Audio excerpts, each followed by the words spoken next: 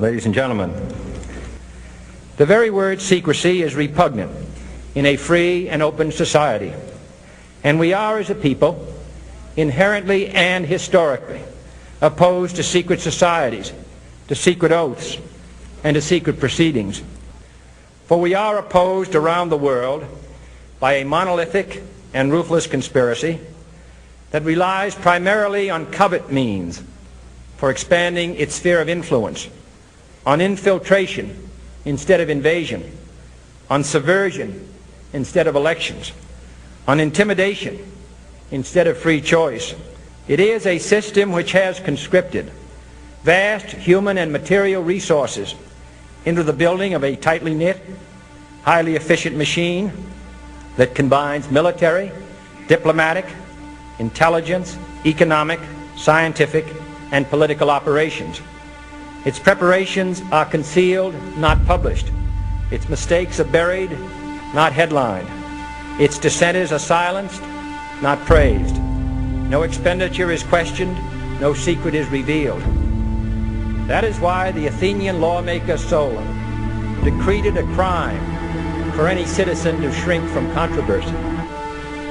I am asking your help in the tremendous task of informing and alerting the American people, confident that with your help, man will be what he was born to be, free and independent.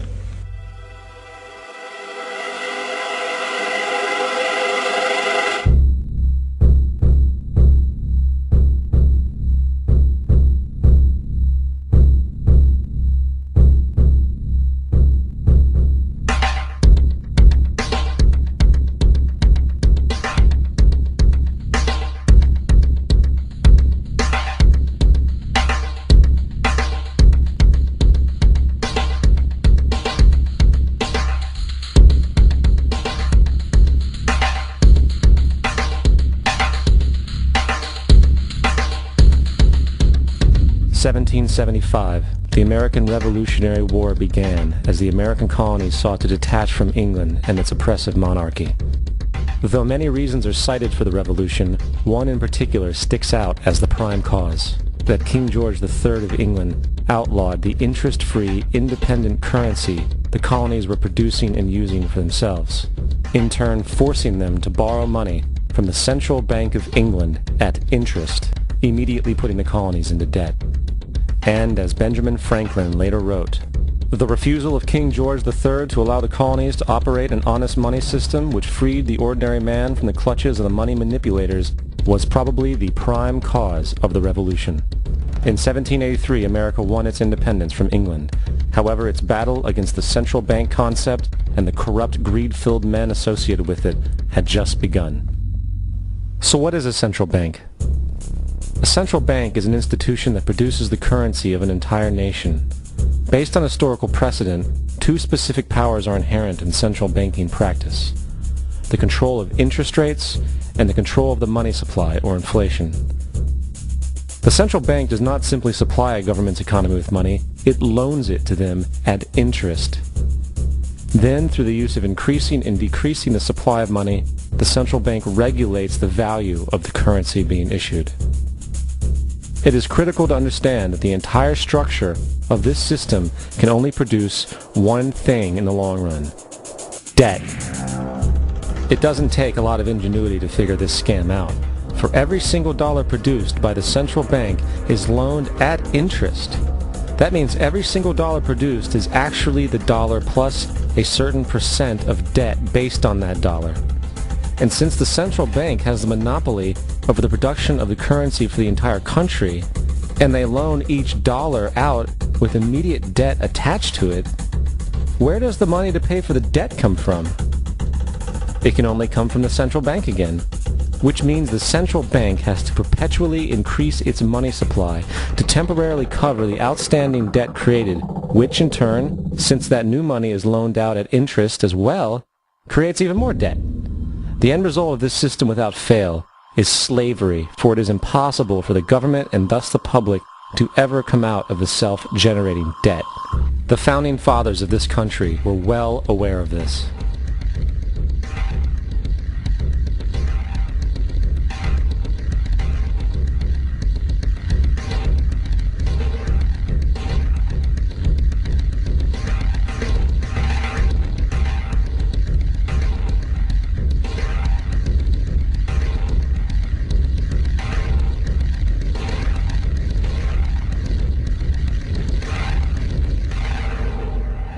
By the early 20th century, the U.S. had already implemented and removed a few central banking systems, which were swindled into place by ruthless banking interests.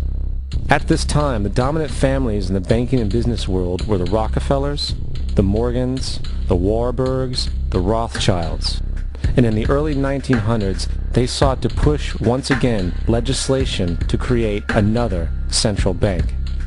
However, they knew the government and public were very weary of such an institution, so they needed to create an incident to affect public opinion. So, J.P. Morgan, publicly considered a financial luminary at the time, exploited his mass influence by publishing rumors that a prominent bank in New York was insolvent or bankrupt. Morgan knew this would cause mass hysteria, which would affect other banks as well. And it did. The public, in fear of losing their deposits, immediately began mass withdrawals. Consequently, the banks were forced to call in their loans, causing the recipients to sell their property, and thus a spiral of bankruptcies, repossessions, and turmoil emerged. Putting the pieces together a few years later, Frederick Allen of Life magazine wrote, "The Morgan interests took advantage to precipitate the panic, guiding it shrewdly as it progressed." Unaware of the fraud, the Panic of 1907 led to a congressional investigation headed by Senator Nelson Aldrich, who had intimate ties to the banking cartels and later became part of the Rockefeller family through marriage. The commission, led by Aldrich, recommended a central bank should be implemented so a panic like 1907 could never happen again. This was the spark the international bankers needed to initiate their plan. In 1910, a secret meeting was held at a J.P. Morgan estate on Jekyll Island off the coast of Georgia. It was there that the central banking bill called the Federal Reserve Act was written. This legislation was written by bankers, not lawmakers. This meeting was so secretive, so concealed from government and public knowledge that the 10 or so figures who attended disguised their names when en route to the island. After this bill was constructed, it was then handed over to their political frontman, Senator Nelson Aldrich, to push through Congress. And in 1913, with heavy political sponsorship by the bankers, Woodrow Wilson became president, having already agreed to sign the Federal Reserve Act in exchange for campaign support. And 2 days before Christmas, when most of Congress was at home with their families, the Federal Reserve Act was voted in, and Wilson in turn made it law. Years later, Woodrow Wilson wrote, in regret,